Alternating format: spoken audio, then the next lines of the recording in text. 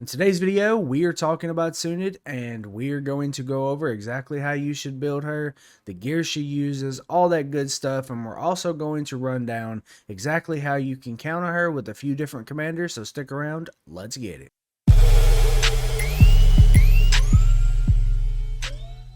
Welcome back to CO Gaming, and as I said, we are going to go over Sunind today. So without further ado, we're just going to jump right into this. There's a lot to cover, so to start off, we're going to talk about what we need to do, and there's a couple different ways to do this. What you see on the screen right now is probably the best way to do it. It is the best way to do it. So what you start off by doing is you put your 15 points into Sunland's Tacticians, and then go into your Quicksand, then drop your 7 points into Reserves. After you get done filling out that tree, what you're going to do is go into Heraldric Tactics. This is going to buff your buff your orcs with every allied evil men unit.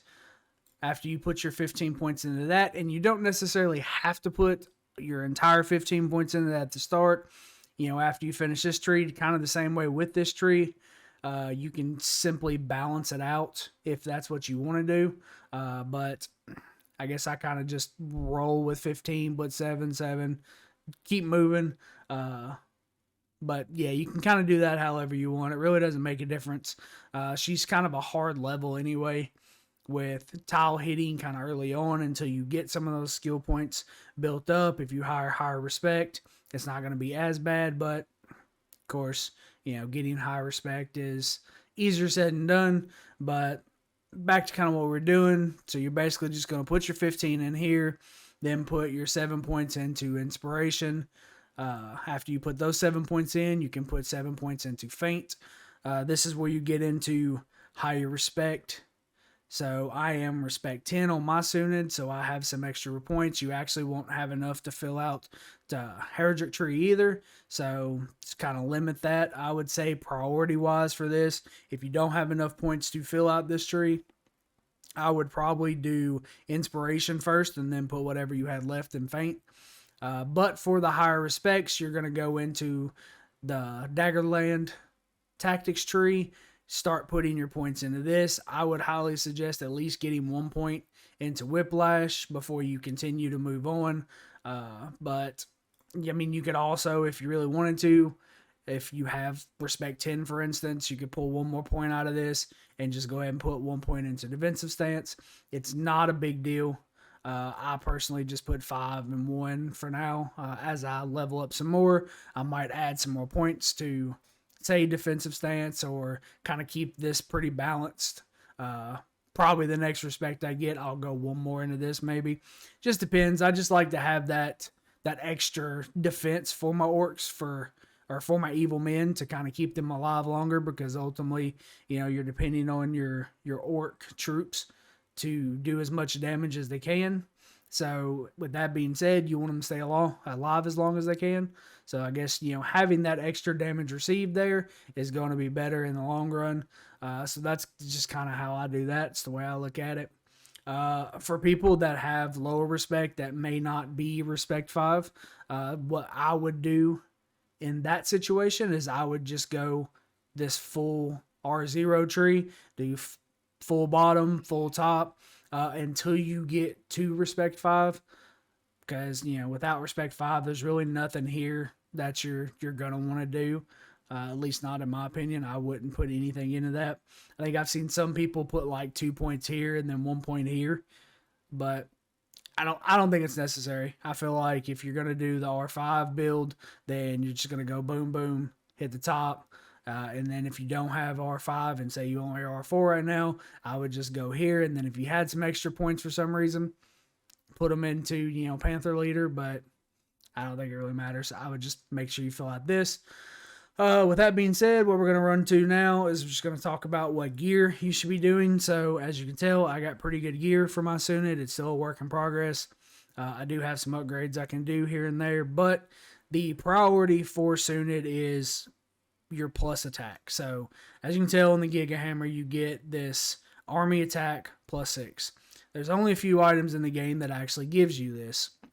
And so if you have a Giga Hammer and it has Rend on it, but just in general, let's just throw out a theory here that you only have one Giga Hammer and it's not Rend, it's Frenzy or one of the other ones. It doesn't matter. This is really what you're going after for now. Now, when you get Rend, you can switch it up, max that weapon out, and then run Rend on her because that's ultimately what you want to run. But this +6 is what we're looking for. So you want to stack as much of that as possible and kind of go from there. So we're going to move on to the chest piece. Once we get to the chest piece, it's kind of the same thing. We're going to get that plus ranged attack because we're trying to buff our Arbalist. I personally like to run the Ranger Shroud with resistance. It's going to give you that extra benefit of fighting those Witch Kings and Saurons and people like that. So I like running resistance. I feel like that's probably the best build for it. There is a situation where you just ignore this ranged attack right here and you run a Mithril Coat with Tactical Barrier. I believe it's Tactical Barrier. Let's see here. Yeah, so it's Barrier or Tactical Maneuvers. Either one of them is really good for Sunind. It's an amazing item, period. If you have one with Tactical Maneuvers, I would probably say that's the best one out of the two. If you have a Ranger Shroud and you have to choose between the Tactical Maneuvers or the Ranger Shroud, it's really kind of a balanced situation there. They're both extremely good. One's going to give you extra attack, but that Tactical Maneuvers is really good. So just kind of choose which one you like the most. For some reason, you have a Ranger Shroud that doesn't have resistance, but you have a Mithril Coat that has Tactical Maneuvers. Run the Mithril Coat. That's personally what I would do. For the helmet, this is the preferred. Once again, you get that plus attack. Because having madness immunity is a great importance for this build or for Sunind in general. That's kind of one of her weaknesses is just being maddened and then her Arbalist turning and killing everything else. So you really want that madness immunity. I understand that not everybody can have an Aegis. Unfortunately, I fight this every day with my Witch King because I can't get a cask with Aegis on it. So, but if you have an Aegis Hunter's Guide, that's what I'd run. Get that extra attack. It also gives you Stun of Madness immunity. And then as far as your accessory goes, there's a couple different routes you can go here. I run the Wizard Fireworks at the moment just because it has the ranged attack on it. Just stacking that attack. Plus, I run the Hunter's Mark side of it. That gives me Pursuit for when I'm fighting gills or just anything with a weakness to Pursuit. Of course, Pursuit's good anyway. It's just kind of what I run. Some other options you could do here on a higher end scale is you could technically run a Palantir with Tactical Mark on it as well. That's going to give you plus attack as well. You can run like a Fiddle of the Eldest with Blitz. Blitz is extremely good because it gives initiative, which will be this right here. Gives you for the first 4 rounds, gives you, initiative once you have that maxed. It's pretty high chance, pretty sure it's actually 100% chance for initiative.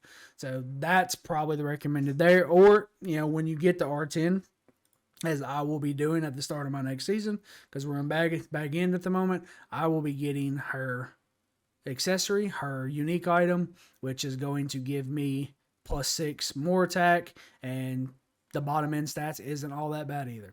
You get that extra damage for your orc, so that's going to be really good, plus the allied evil men get the damage received. I just think it's an overall great item. Yes, it takes my Pursuit away, but it also gives me more attack on 2 different spectrums. With the plus attack, it gives me more attack with, buffing my Arbalist to do more damage, and it also gives me some defense for my evil men. So that's pretty much kind of what I would call the weld out build, right? Like that's what you're looking for. So some different options here for what you can do. Let's say you're not rolling golds. And so let's go ahead and we're going to do this right here. This is still going to give you plus attack with the Mirkwood bow. And it's also going to give you even more attack with this, with getting the allied range units damage dealt. So that is a really good purple item on a budget type build weapon to use. Outside of that, I really wouldn't suggest using anything else. I don't feel like there's anything else better than the Mirkwood bow in that situation. As far as like a chest piece goes, probably the best chest piece that I would run would be this right here. I would run your hunter skin with guard, or you can do the range vigor. I've been doing a lot of testing with the guard compared to range vigor, and same goes for like scale mails. I find that guard works really well, and it actually gives you it actually performs just better. I feel like my fights go a lot better with running guard, but either one of them is a great option.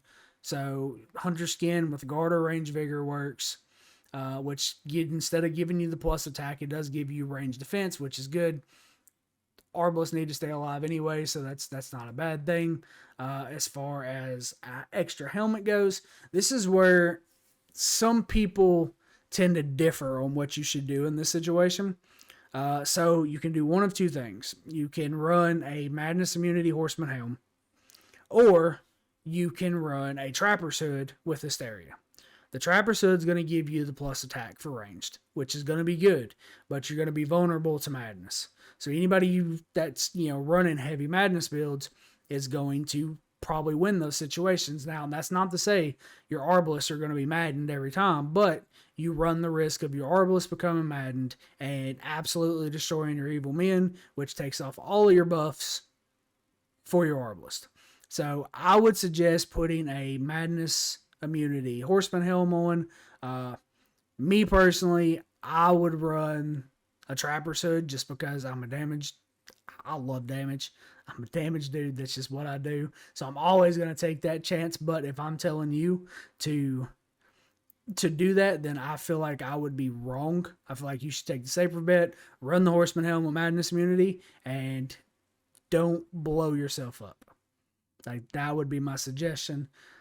So moving forward, you can go with the Trapper's Helm or do the Horseman Helm with Madness Immunity. As far as accessory goes, accessory is what you see right here. You can do the Wizard's Fireworks. I really don't feel like there's another option with this. I think the only thing different that you could technically do was what substat you use on the Wizard's Fireworks, because of the fact that you can, you could technically run this right here, Range Might. That would not be a bad thing either. It's giving more damage to your Arbalist, so that wouldn't be bad. I go with the Wizard's Fireworks with Tactical Mark or Hunter's Mark, just because you run into a lot of guilds. A ton of people are playing guilds, so I feel like that's just the overall best way to go about that. As far as troops go, the troops are actually really simple.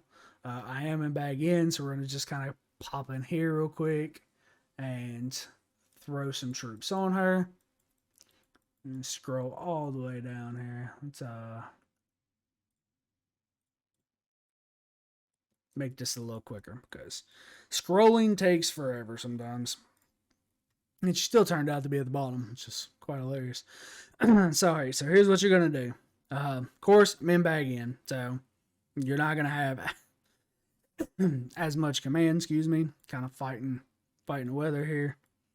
And then you're going to run your 2 evil men troops. So in most situations, you're just going to run your halbs and your dragoons. So we're going to throw some dragoons up here, and we're going to go find that. So what I like to personally do here is I'm going to run, in a normal situation, at least 4,500 Arbalist. In a normal season where you're going to have more than 55 command, you can run 5,000 Arbalist. That's probably in a regular season where I have full command, and not something like Ranger's Rise where you use deputies. But in normal campaigns, I would say run 4,500 to 5K Arbalist and do the rest kind of here. Don't heavy load your command with your good dragoons, but I would probably, depending on how much command you actually have, I would do 1,000 halbs and say 500, and then the rest Arbalist.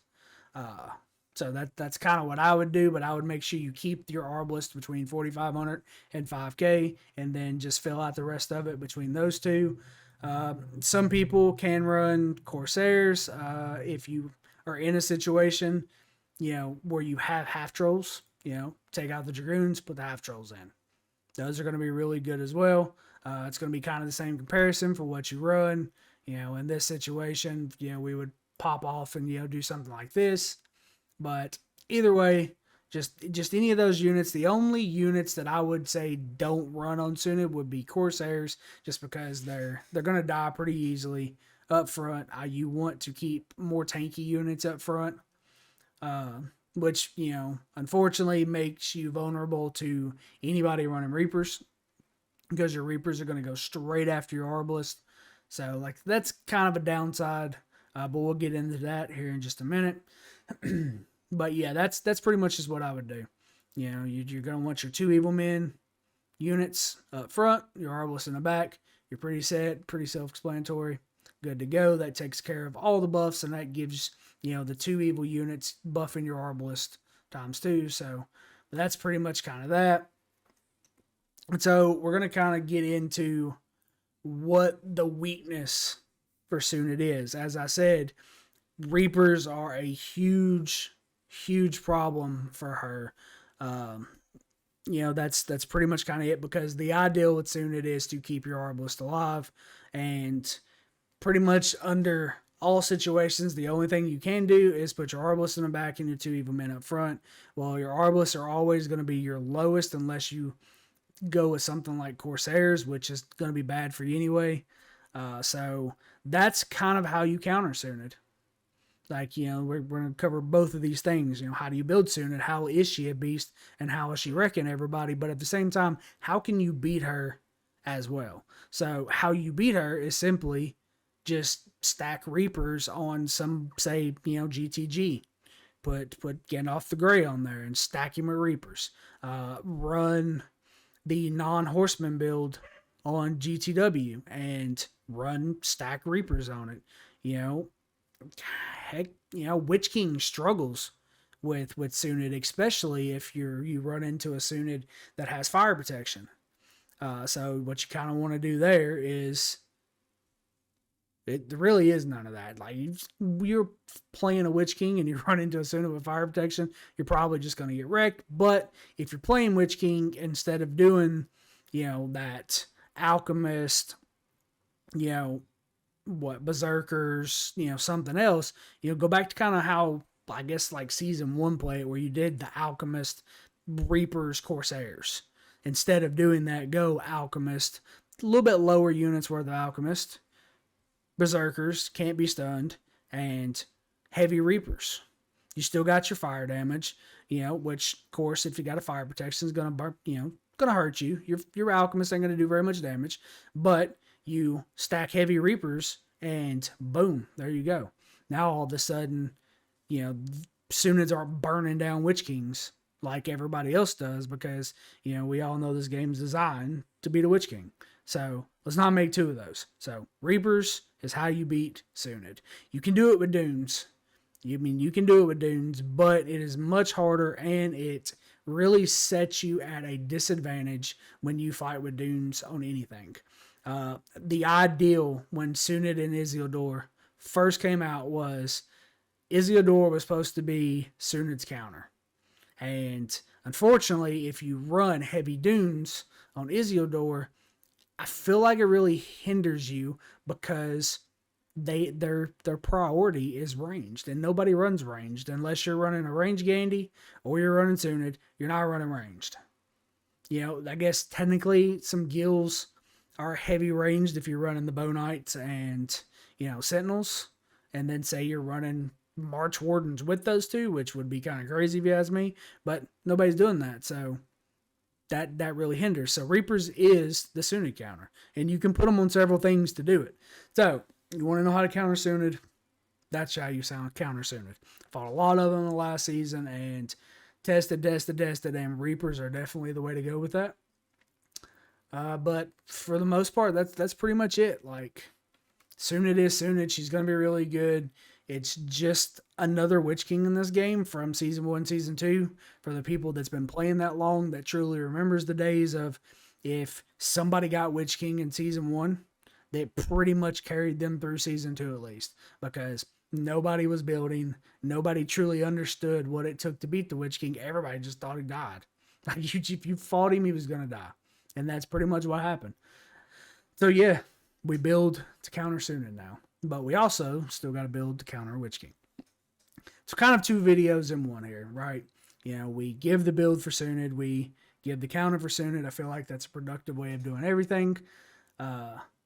So that's it. That's pretty much, that's the build, that's the counter. Simple as that.